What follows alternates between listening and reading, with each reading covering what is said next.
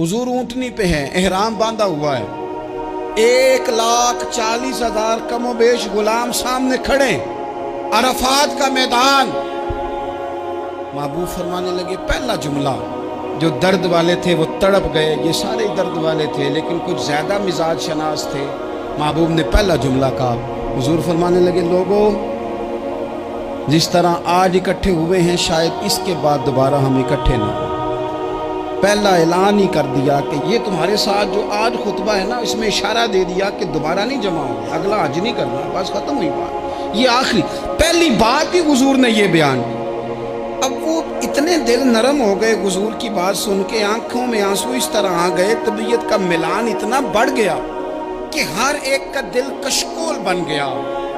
हर तरफ से आहें और सिसकियां हैं कि हुजूर के वो जुमले यूं सहाबा ले रहे थे, जब आपसे कोई कह दे कि भाई बस भाई ये वक्त बस आखिरी मुलाकात का है, तो फिर उन्होंने वो तो हुजूर की हर बात ही तवज्जो से सुनते थे, पर यहाँ जो अंदाज बन गया वो अनोखा बन गया। फरमाया शायद दोबारा मुलाकात ना हो। फिर मेरे करीम महबूब सल्लल्लाहु ताला अलैहि वसल्लम ने फरमाया, जिस तरह तुम्हारे लिए ये शहर हुर्मत वाला है, मक्का हुर्मत वाला है ना, एक नेकी करो तो मक्के में 1,00,000 का सवाब, हरम मक्का में एक गुनाह करो तो वो भी 1,00,000 लिखा जाता है, हुर्मत वाला है, बड़ी इज्जत वाला है। फरमाया जिस तरह ये घर इज्जत वाला है काबा, जिस तरह ये शहर इज्जत वाला है, फरमाया जिस तरह आज का दिन हुर्मत वाला है। मुसलमानों, मैं तुम्हें बता के जा रहा हूं, तुम्हें समझा रहा हूं, इसी तरह मैंने तुम सब पर एक दूसरे के माल और इज्जत को हुर्मत वाला कर दिया। और सहाबा को ना हुजूर ने पहले ये सबक पूरा हुजूर ने पूछा, ये भी ज़रा कमाल है, ये बुखारी मुस्लिम की हदीस है।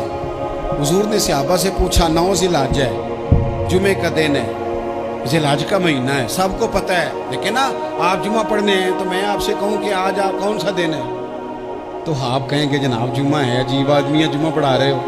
लेकिन जो सहाबा का अंदाज है वो और है। हुजूर ने पूछा, आज ये कौन सा महीना है?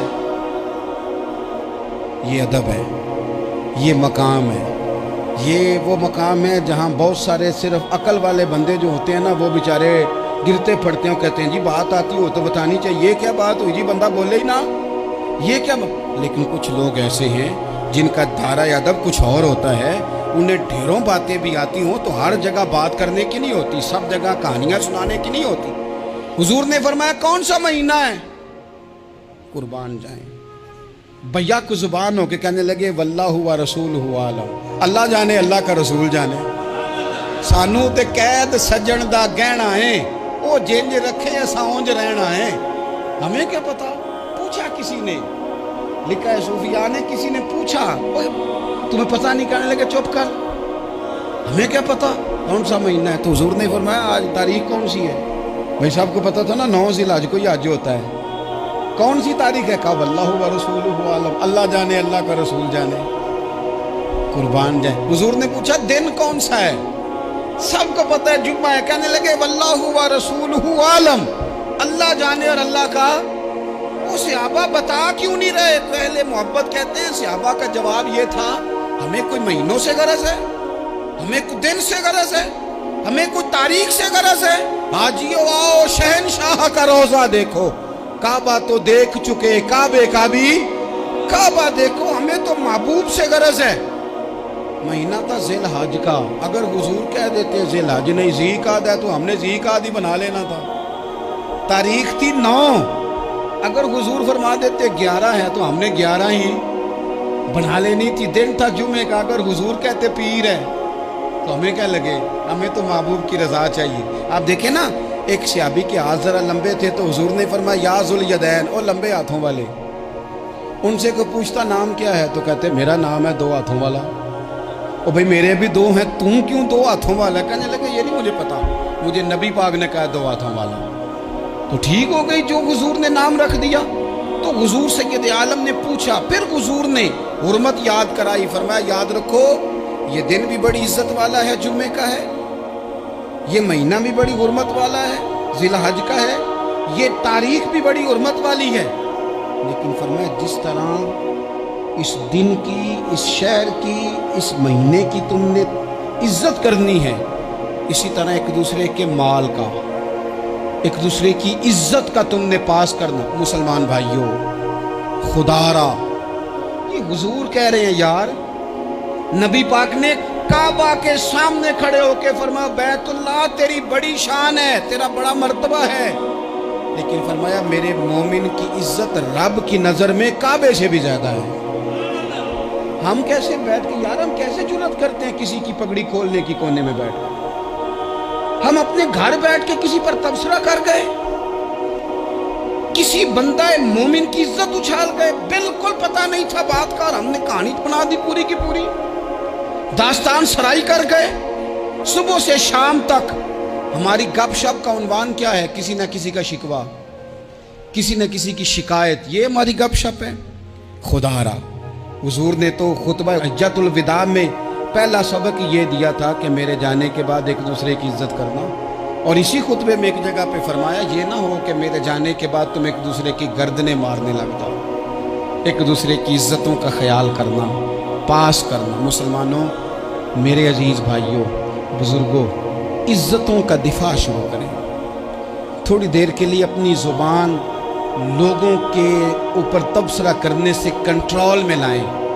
کچھ چیزیں ایسی، میں مختلف شہروں میں جاتا ہوں، جس شہر میں گئے وہاں لوگوں نے یہ کہا جناب یہاں جو مولانا ہے نا، بعض لوگ یہ باتیں بڑی چسکے لے کے سنتے ہیں، یہاں جو مولانا ہے نا وہ کچھ نہیں کرتے، آپ بڑے اچھے ہیں، یہاں جو پیر صاحب ہیں وہ بڑے گڑبڑ ہیں، آپ بڑے اچھے ہیں۔ تو میں ان سے کہتا ہوں کہ میں اس لیے اچھا ہوں کہ میں تھوڑی دیر کے لیے آیا ہوں، میں نے چلے جانا ہے۔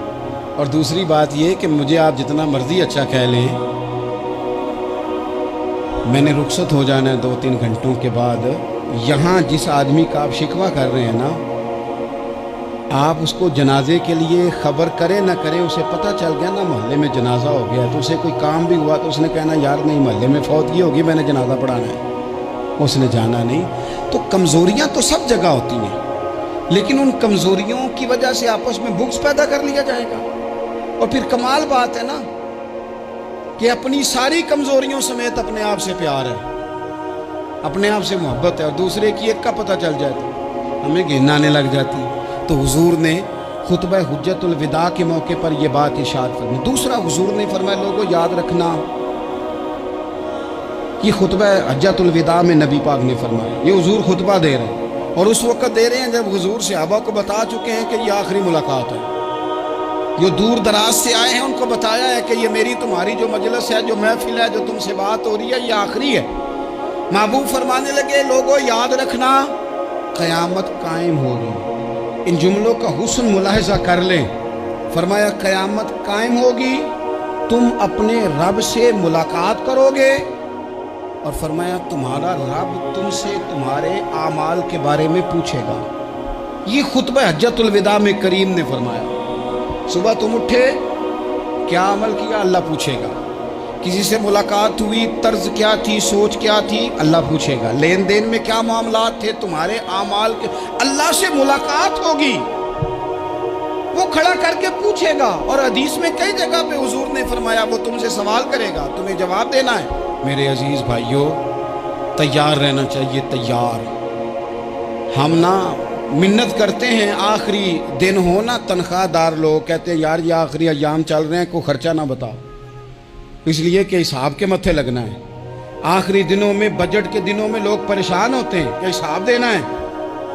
جب رب سے ملاقات کریں گے اور وہ حساب مانگے گا، کتنا مشکل کام ہے۔ اور ایک مقام پہ حضور نے فرمایا جس سے اللہ نے حساب مانگا وہ تو الجھ گیا، دعا کرو وہ حساب مانگے ہی نہ، بے حساب ہی بخشش فرما دے۔ نبی پاک صلی اللہ تعالیٰ علیہ وآلہ وسلم نے ارشاد فرمایا اسی خطبہ حجۃ الوداع میں، حضور فرمانے لگے سن لو، میں نے تم تک اللہ تعالیٰ کا پیغام پہنچا دیا ہے۔ اب جس شخص کے پاس امانت رکھی ہو اس پر لازم ہے کہ وہ